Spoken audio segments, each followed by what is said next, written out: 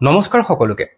আজিৰ তাৰিখত শংকৰদেৱৰ ওপৰত যদি এখন ৰচনা লিখিবলৈ দিয়া হয় তেতিয়াহলে ছাত্ৰ ছাত্ৰীসকলে কি লিখিব তেখেতৰ জন্ম তাৰিখ জন্ম চন তেখেতৰ পিতৃ নাম তেখেতৰ মাতৃ নাম তেখেতে ৰচনা কৰা কিছুমান গ্ৰন্থৰ নাম কিন্তু এই তথ্যসমূহে শংকৰদেৱে সমাজত যি এক সৃষ্টি কৰিব বিচাৰিছিল যি এক আদৰ্শ গঢ়ি তুলিছিল সেই আদৰ্শসমূহ জীয়াই থাকিবনে তেখেতক সমাজ সংস্কাৰক বুলি কোৱা হয় আসলতে তেওঁ সংস্কাৰ কি কৰিছিল সমাজত কি এনেকুৱা অশুদ্ধি আছিল যে তেওঁ শুদ্ধ কৰিবলৈ ওলাই আহিছিল এই কথাবোৰ আজিৰ প্ৰজন্মই জানে নে আজিৰ প্ৰজন্মক কোনোবাই শিকাই দিবনে নে শংকৰদেৱৰ কিছুমান অলৌকিক কাহিনী কৈ আমাৰ আগত তেওঁক অৱতাৰী পুৰুষ সজাই ৰাখিব শংকৰদেৱে অকলেই ব্ৰহ্মপুত্ৰ সাঁতুৰি পাৰ হৈছিল তেওঁ অকলেই এটা সাৰগুৰু বাগৰাই দিছিল এই কথাবোৰৰ প্ৰচাৰ আচলতে শংকৰদেৱে বিচাৰিছিল নে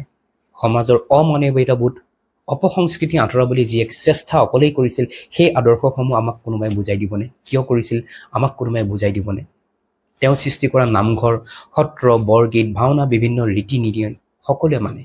কিন্তু তেওঁ সৃষ্টি কৰা আদৰ্শটো আমাৰ আগত আজি জীয়াই আছেনে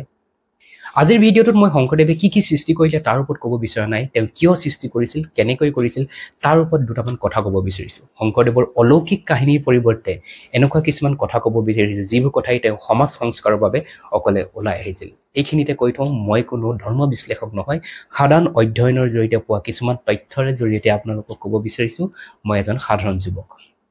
শংকৰদেৱৰ জন্ম হৈছিল এখন শাক্ত সমাজত শিৰোমণি বাৰভূঞা বংশৰ সন্তান আছিল তেওঁ তেখেতৰ পৰিয়ালটো অকল যে শাস্ত্ৰজ্ঞ পণ্ডিতৰ পৰিয়াল আছিল তেনেকুৱা নহয় ধনে ধানে প্ৰতিপত্তি থকা অধিপতিও আছিল তেওঁলোকৰ পৰিয়ালটো 100 ঘৰ তাতি আছিল তেওঁলোকৰ অধীনত অৰ্থাৎ 100টা পৰিয়ালৰ তেওঁলোক আছিল শাসক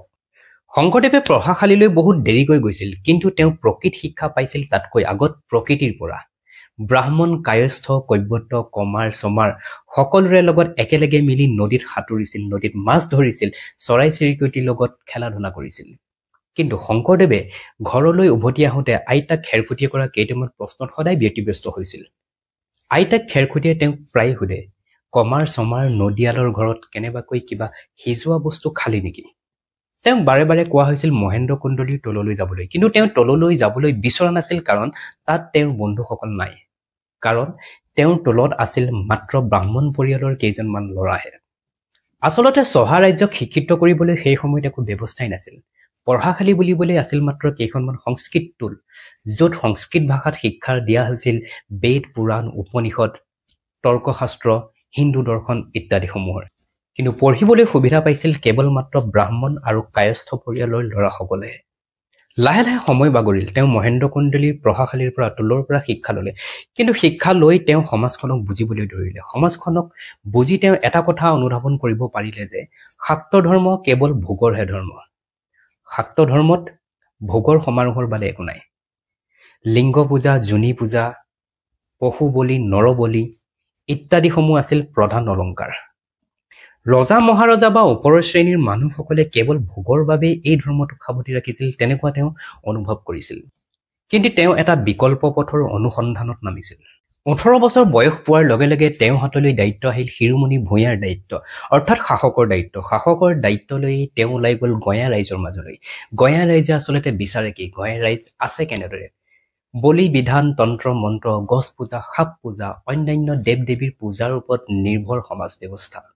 মানুহতকৈ বেছি বিশ্বাস কৰে দেৱতাক অথচ মানুহ নহলে সমাজ চলিব নোৱাৰে মুঠতে ৰাইজ বিভ্ৰান্ত দিশহাৰা ৰোগৰ ভয় মৃত্যুৰ ভয় আকালৰ ভয় অপমানৰ ভয় অপবাদৰ ভয় এই ভয়ৰ নামত হৃদয়ত ধৰ্মই স্থানেই পোৱা নাছিল ধৰ্মৰ নামত যিয়ে যি কৰিবলৈ কৈছে মাথো কৰি গৈছে কোনোৱে পঞ্চমুকাৰৰ সেৱা কৰিছে পঞ্চমুকাৰ মানে মদ মহিলা মৈথুন মাছ মাংসৰ ভোগ কোনোৱে দেওধনী উঠিছেগে কোনোৱে কেঁচাই কেঁচাই পাৰ ছাগলীৰ তেজ খাইছে মুঠতে এই অদৃশ্য দেৱতাবিলাকৰ ওপৰত ৰাইজৰ সম্পূৰ্ণ ভৰসা তেওঁলোকৰ মতে মংগল অমংগল এই দেৱতাবিলাকৰ কুদৃষ্টি আৰু সুদৃষ্টিৰ ফলতে হয় মুঠতে সমাজত এনেকুৱা দেখা গৈছে যে আন্ধাৰত বাট বিচাৰি খেপিয়াই ফুৰা এজাক মানুহ ঘূৰি ফুৰিছে তেওঁ ধন ধ্যান বিদ্যা মানুহক দিব পৰা একো পথেই বিচাৰি পোৱা নাছিল তেওঁ এনেকুৱা এটা বিকল্প পথ বিচাৰিছিল য'ত কোনেও সংসাৰ ত্যাগ কৰিব নালাগে গৃহ ত্যাগ কৰিব নালাগে সন্ন্যাস ল'ব নালাগে তেওঁ ভেদাভেদ নথকা সমাজৰ এক সৰল ব্যৱস্থা বিচাৰিছিল তেওঁ মিৰি বড়ো কছাৰী আদিবাসী আহোম ব্ৰাহ্মণ কায়স্থ সকলোকে লৈ এক নতুন সমাজ গঢ়াৰ বাবে সুবৰ্ণ সুযোগ বিচাৰি থাকিলে এইখিনিতে তেওঁ জীৱনলৈ সমস্যাৰ ৰূপত আহিল এক সুবৰ্ণ সুযোগ টেম্বুৱানী জানেদি বৰলুইতৰ পানী সোমাই বৰদুৱাৰ খেতি মাটি ঘৰ দুৱাৰ সকলো নষ্ট কৰিলে তেওঁ সিদ্ধান্ত ল'লে যে টেম্বুৱানী নদীত বান্ধ নিৰ্মাণ কৰা হওক আৰু বান্ধ নিৰ্মাণ কৰিবলৈ তেওঁ এটা নতুন সিদ্ধান্ত ল'লে নতুন সিদ্ধান্তত এনেকুৱা ধৰণৰ আছিলে বান্ধ নিৰ্মাণ কৰোঁতে ৰাইজে এচপৰা প্ৰত্যেকেই মাটি দিব কিন্তু আৰম্ভণি কৰিবলৈ এগৰাকী বিশেষ মহিলাক চিনাক্ত কৰিলে সেই মহিলাগৰাকী আছিল কৈবৰ্ত সম্প্ৰদায়ৰ নাৰী সতী ৰাধিকা উচ্চকুলীয়া নিকুলীয়া ব্যৱধানেৰে বৰ্তি থকা সমাজ এখনত কোনো ঢৌ নথকা সমাজখনত যেন এটা নতুন ঢৌৰ সৃষ্টি হৈছিল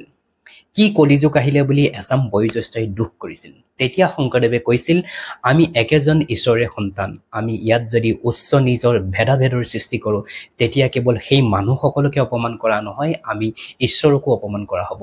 তেওঁ জীৱনলৈ দ্বিতীয় সুযোগটো আহিছিল তেওঁ কৰি থোৱা এক সাধনাৰ বাবে তেওঁ ভৰত মুনিৰ নাট্যশাস্ত্ৰৰ অধ্যয়ন কৰিছিল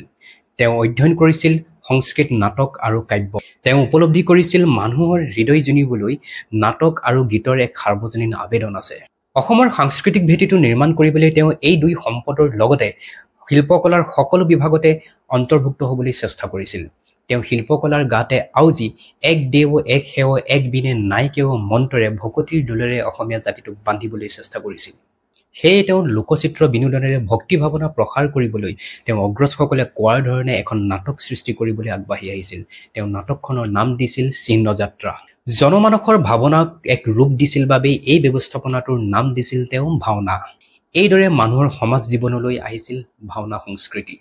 এইদৰে অসমীয়া সমাজ সংস্কাৰ কৰা প্ৰথমটো খোজ আহিছিল শংকৰদেৱৰ ইমানখিনিলৈকে ভিডিঅ'টো চোৱাৰ বাবে সকলোকে ধন্যবাদ জ্ঞাপন কৰিছো আশা কৰোঁ শংকৰদেৱে গঢ়ি থৈ যোৱা সাতম পুৰুষীয়া এই সমাজখন আমাৰ মাজত সদায় বৰ্তি থাকে আৰু যিসকল ইয়াৰ বিপৰীতে গৈছে তেওঁলোক যেন মূল খুঁটিলৈ আকৌ ঘূৰি আহে